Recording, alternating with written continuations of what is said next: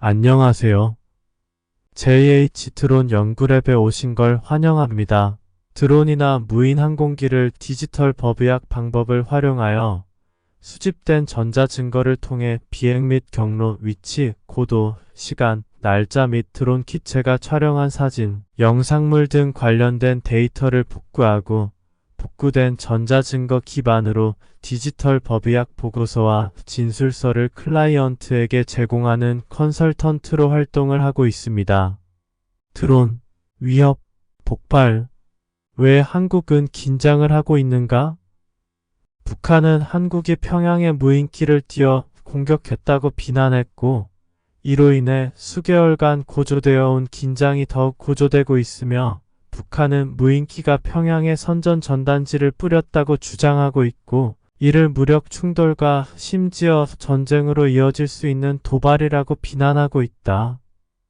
금요일에 남한의 이러한 주장을 제기한 후 평양은 국경군에 발포 준비를 하라고 명령하였고, 한국은 대응할 준비가 되었다고 말했고, 국민의 안전이 위협받으면 북한 정권의 종말을 알리는 신호가 될 것이라고 경고하였다. 그런 다음 화요일에 북한은 남한과 연결된 두 도로의 구간을 폭파하여 이전의 위협을 실행했고, 다음 날 북한은 140만 명의 젊은 북한인이 군에 입대하거나 복귀를 신청했다고 주장하였다. 이러한 격화는 남북한 사이에서 벌어지고 있는 일련의 교류 중 가장 최근의 일로, 북한의 지도자 김정은이 1월에 남한이 자기 정권의 최대의 적이라고 선언한 이래로 수년 만에 긴장이 최고조에 달하고 있다. 무슨 일이 일어나고 있나요?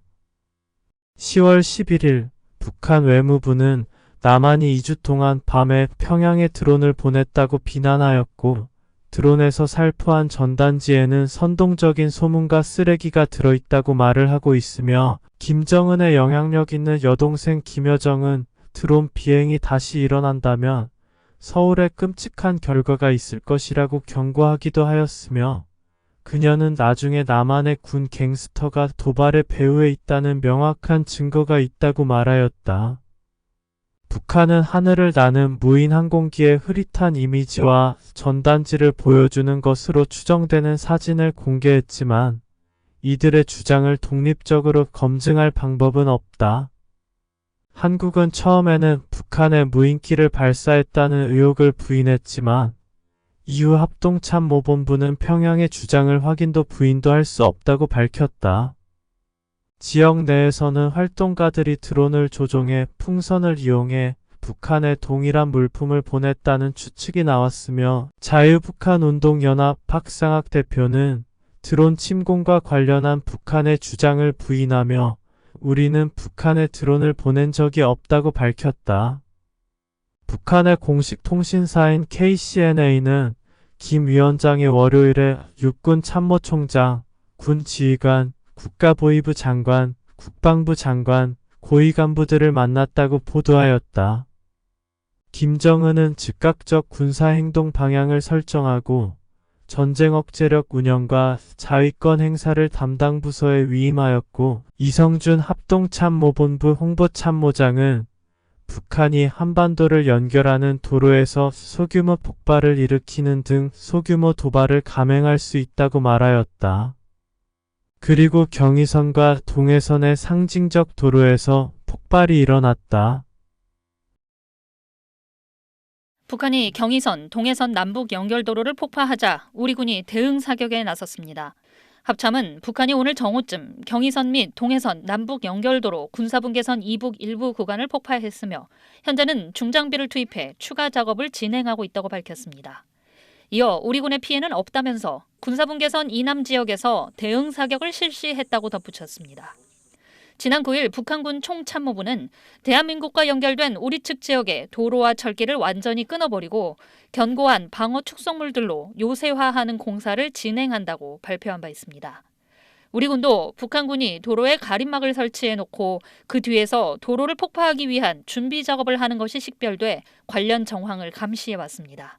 남북 연결 육로에는 철도 및 도로인 동해선과 경의선, 화살머리 고지와 공동경비구역 JSA 통로 등이 있습니다.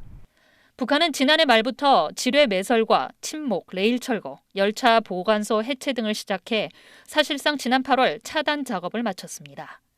3년 전에 폭파한 개성공단 남북연락사무소에 이어 북한이 남측 예산이 투입된 자산을 잇따라 파괴하면서 우리 정부가 북한의 법적 책임을 물을지에도 관심이 쏠리고 있습니다.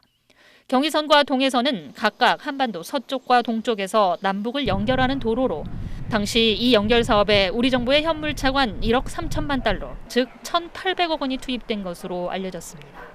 SBS 정경윤입니다. 분석가들은 두 도로 모두 오랫동안 폐쇄되었지만 이를 파괴하는 것은 김정은이 남한과 협상하고 싶어 하지 않는다는 메시지를 보낸다고 말을 하고 있으며 폭발 이후 한국군은 무력을 과시하기 위해 국경 너머로 무기를 발사했으며 북한에 대한 감시를 강화했다고 밝혔다. 몇 시간 후 서울을 둘러싼 경기도 정부는 사람들이 국경을 넘어 대북 선전물을 보내는 것을 막기 위해 남북 접경 지역 11곳을 위험구역으로 지정하였고, 김성중 경기도 부지사는 기자회견에서 경기도는 대북 전단 살포 행위가 군사적 갈등을 촉발할 수 있는 극히 위험한 행위라고 판단하고 있습니다. 라고 밝혔고, 김 씨는 남북 관계가 급속히 악화되고 있는 상황에서 이런 전단지를 뿌리면 우리 주민들의 생명과 안전이 위협받을 수 있다고 덧붙였다.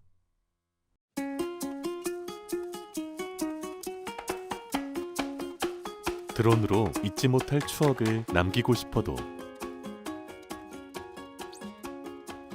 드론으로 자세히 살펴야 할 곳이 있어도, 드론으로 신기하고 흥미로운 곳을 알고 싶어도, 드론으로 꼭 나만 알고 싶은 곳이 있어도 미리 승인받지 않으면 최소 150만 원의 과태료가 부과될 수 있습니다.